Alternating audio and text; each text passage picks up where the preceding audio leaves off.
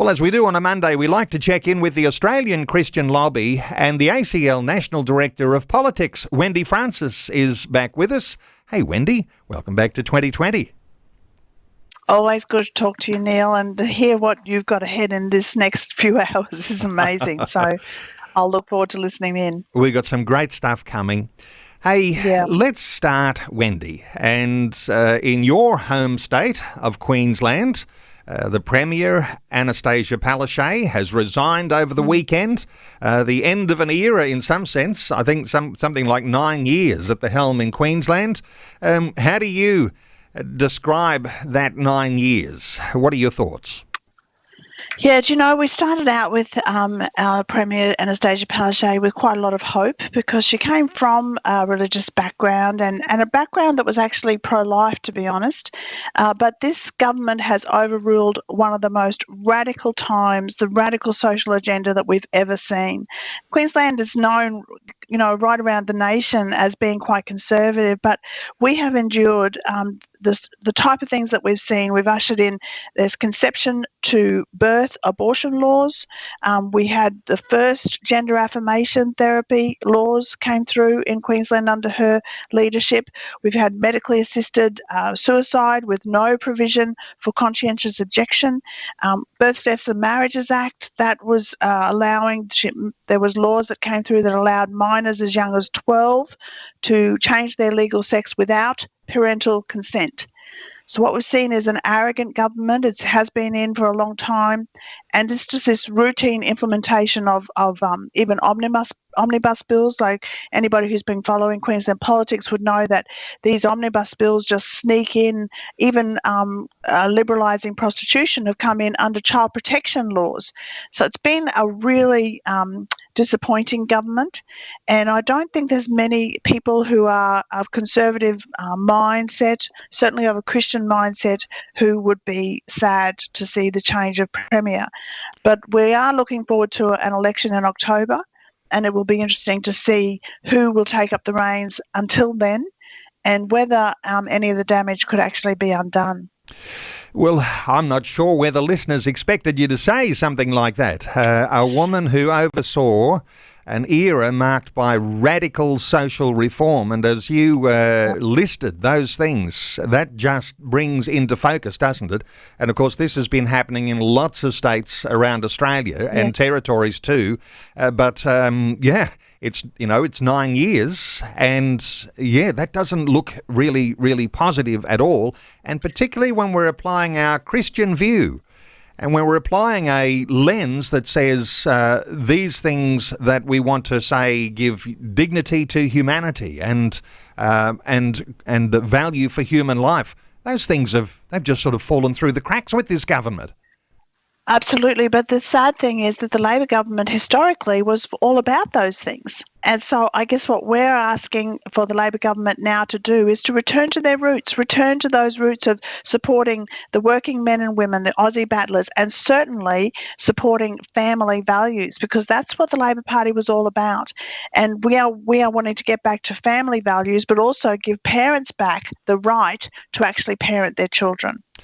And no doubt the Labor Party will be deliberating over who will hold those reins through until the next election. I think one of the front runners is Stephen Miles. He's been Annastacia Palaszczuk's deputy all this time. He comes from the left faction, and of course Annastacia Palaszczuk came from the right faction. So if you're talking left and right, you might even think that the possibilities there could be even more severe. Any thoughts there on the possibilities of a Stephen Miles? And I know there's others in the mix there, Shannon Fentiman and Milton. Cameron Dick is the other one. Cameron. Cameron. So Cameron is Milton's brother, actually. Okay. So they come from a Catholic background. So I think there could be a difference there. He comes more from the right. But what we've seen is Annastacia Palaszczuk actually lurched to the left. I'm not seeing a great difference between her and the left agenda at the moment, or certainly in the past 18 months. We haven't seen a big difference. Whether or not she's been trying to appease that side of her government, I do not know. But certainly with Shannon Fentiman and with Stephen Miles, we would see a continuation of the same. All right, challenging times ahead for the state of Queensland, and now transitioning to a new Labor Premier. Let's talk some other issues that are going on around the nation, Wendy. Euthanasia by telehealth. Now, that sounds like a slippery slope, just as you say those words together.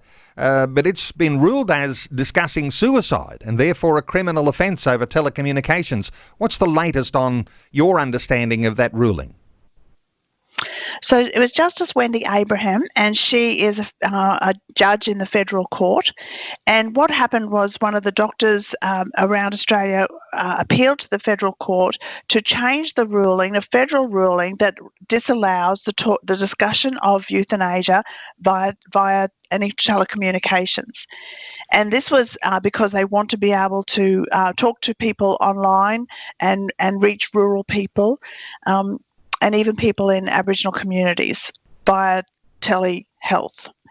Now, Justice Wendy Abraham has ruled that is still illegal, and we're not changing the law because it will be a criminal offence to discuss euthanasia because, this is really important because so many times these euphemisms come out and we change the meaning of language. She has brought it right back and said discussing euthanasia on telehealth is the same as discussing suicide, and that remains a criminal offence. And so she has lifted a veil on the language and said suicide, euthanasia, same. Okay, so what she said, no, we are not changing the criminal code, and to discuss euthanasia on via any means of telecommunications will remain illegal. And this is a great win in many ways. Certainly a great win about not discussing euthanasia over telehealth, because if any of your listeners can put that into their minds, when you're talking telehealth, you don't know who else is in the room. You cannot read silent sort of cues of the person. You can't adequately assess whether they are mentally unstable at the time.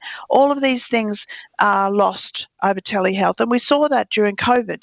We had doctors saying that over COVID, when they were trying to do appointments over telehealth, they really weren't able to read those silent cues or see who else might be there trying to pressure the person into doing this or that. And so it's a win that way, but I also think it's a really good win for language, because we need to reclaim language to mean what it actually means, and she's done this. And while we're talking about telehealth, what people will say over an internet connection, and you might be seeing an image and you might be hearing someone's voice, there's also this fraying and watering down of the whole issue by people who are allowed to discuss euthanasia, whether it's doctors, and then there's pushes for nurses, and then all sorts of people then being able to talk about someone's life. I mean, there's a whole slippery slope that's happening everywhere here, isn't there?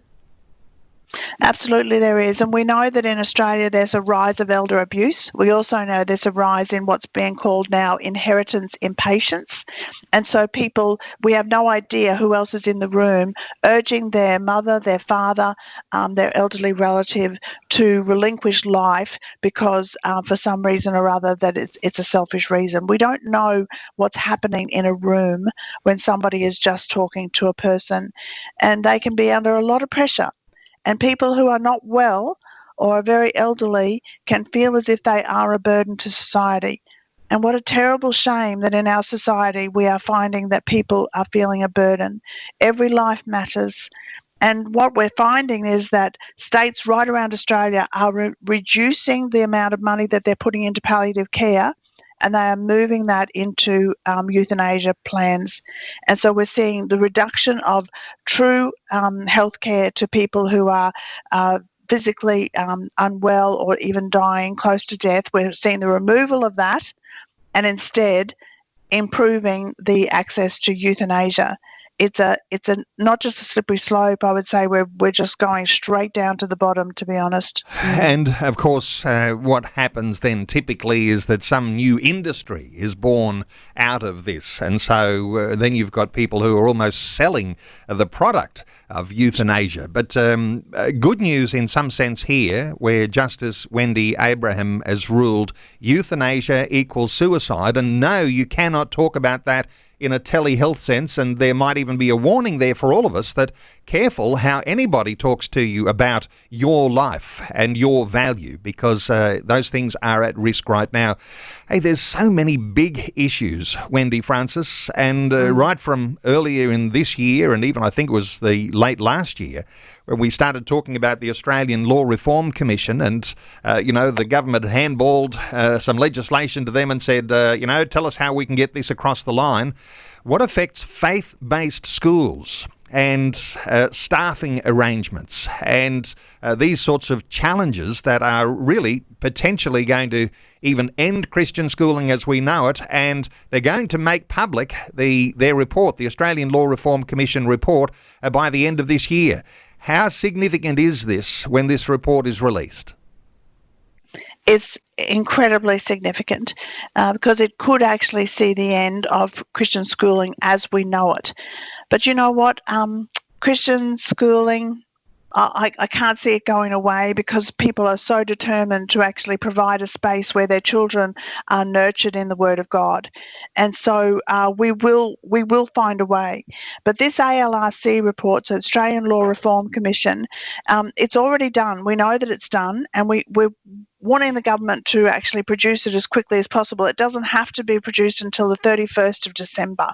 But when it comes out, we will be looking closely at it because the threat is, and certainly the first draft of this report, which came out earlier this year, meant that Christian schooling, faith-based schooling, would not be able to choose to employ staff, all staff, according to their faith. So they might be able to say, well, the chaplain can be a Christian or a Muslim if it's a Muslim school, but they wouldn't be able to do that for all staff. We know that Christian schools, it matters. It matters for every staff member to carry their faith. But also the ALRC report, the draft certainly gave no provision for the school to be able to operate according to the ethos of their faith. And so you could see things like a student who identifies as a different gender or sexuality, which is often, Christian schools have children who are experiencing different confusions of all different types. But you could find in a Christian school, a child being, it would be discrimination perhaps for a child to say, I want to start a pride club in my Christian school, and for the school to say, no, that's not according to our ethos. So we believe that it's really important that we push back against this ALRC report if the draft is anything to go by. A Christian school needs to be able to employ people of faith, of their Christian faith, and they also need to be able to operate according to the ethos of their faith. And these are the two things largely that are at stake here. So right now we think of Christian schools having some level of integrity because they have a choice as to how they staff schools, and with preferences, and no doubt there's some other ways that some non-Christian type people get into Christian schools, but there's this sort of integrity that there is there because schools have got the right to choose. And so the government, they take away that right to choose, and you really haven't got any control over the faith element of the staffing in a school. You can water things down so much that it no longer even looks Christian at all. And as you say, there's going to be some sort of Christian ethos to schooling. People won't want to let that go, but we really risk a watering down here in a major way, don't we? We do. So the government has always promised that they would bring in. The report affects the Sex Discrimination Act, and the government has always said that they would bring in the Sex Discrimination Act changes from the ALRC recommendations, along with a religious discrimination bill. So they have said that they will combine the two. The important thing is, what will this religious discrimination bill look like? And all concepts of what it's going to look like so far is that it's not going to actually provide the freedom for religious people to act according to their faith. So this is concern. So we expect in February a bill to come out that will incorporate the changes that the ALRC recommend to the Sex Discrimination Act, combined with a religious discrimination bill. And I would also say right at this moment, when we have such political and religious unrest, not only globally, but impacting us here in Australia, and you've already, insinuated or talked about the anti-Semitism that's happening, the rise in a boiling sort of religious problem here in Australia at the moment. It would seem a really poor time to all of a sudden bring in a religious discrimination bill that is once again going to be very controversial. So we're looking closely at what comes out, and certainly I know we'll talk about it more in the new year, Neil, but we will see the ALRC report come out at the end of December, and we expect the religious discrimination bill, unless the government decides to postpone it, which we are hoping they do, we expect to see it in February. Well, there'll be an awful lot of parents who are thinking about their children and their education for 2024, and this time of year, a lot of parents have already made moves as to how they think their children will be best educated for the coming year. But I can say this, just earlier this year, just talking about the way that Christian schools are bursting at the seams. They're growing incredibly, and there's a need for a whole lot more Christian schools because there's this gravitation away from a state system, which is really a sort of a values-free zone for so many parents when we talk about our Christian ethics. And so there are people who are wanting their Christian school experience to be able to maintain those Christian foundations for their children. And the other thing, just quickly to comment, because running out of time here, but Wendy, when schools are faith-based, it usually means they're connected to a denomination and therefore are an extension of the local church. We've got to maintain that integrity of a Christian school because if the schools fall, the church is next. Is that a fair enough way just to say this is what's coming? Absolutely fair enough. And it's not only an opinion of yours or mine, Neil. This has been quite clearly stated. The ALRC were quite clear in saying that churches also need this sort of review and to see whether they should not be allowed to actually prioritise people of their faith, even in churches, as staff. And so definitely this is not just a slippery slope, this is exactly what's happening. And lots of times, I know we're running out of time, but lots of times I hear people say, and I think this is important for your listeners to hear as well, people say, oh, why are my tax dollars going to support some private school? Well, actually, Christian schooling, faith-based schooling, saves every taxpayer in Australia because the government doesn't have to pay as much per child for a child that's going to a faith-based school as they do for a child going to a state school. So the amount of money that is actually being saved by the government, if they destroy faith-based schooling, the government would not be able to cope with the influx of students, as for one, but also the increased cost that it would cost the government to actually educate all of these students. Because as you say, the number of parents who are choosing faith-based schools is going up right through the roof, skyrocketing actually. There are big ramifications if there is change implemented. Hey, just very quickly, Wendy Francis, 2024 is almost upon us. There's a whole lot of things you'll be keeping an eye on into the new year. Have you got a little machine gun bullet point list of some of those things that to look out for in the new year? Absolutely. So February is going to hit us like a brick because we've got the religious discrimination bill, which we've talked about. But in South Australia, we've got the gender inquiry motion from Pangello. We've also in South Australia got the Nordic prostitution bill from 20Twenty. In the Northern Territory and the ACT, euthanasia legislation coming down the pipeline. And when they bring that in this time, they will be doing it in the light of knowing that euthanasia equals suicide. It is a form of suicide. We've had that legally. So all these sort of things. Alex Antic has got a federal gender bill as well, wanting to stop gender dysphoric children being put onto drugs to change their gender. Lot coming up in the new year, and a lot to pray about, but a lot to also get involved with because every voice really does matter. And Wendy, you seem to have boundless energy, and you've had to do, along with your role, a lot of travelling this year, as all of the different state directors for the Australian Christian Lobby have been doing. But you spent some time in Arnhem Land just recently. Have you got a very quick little update for us there?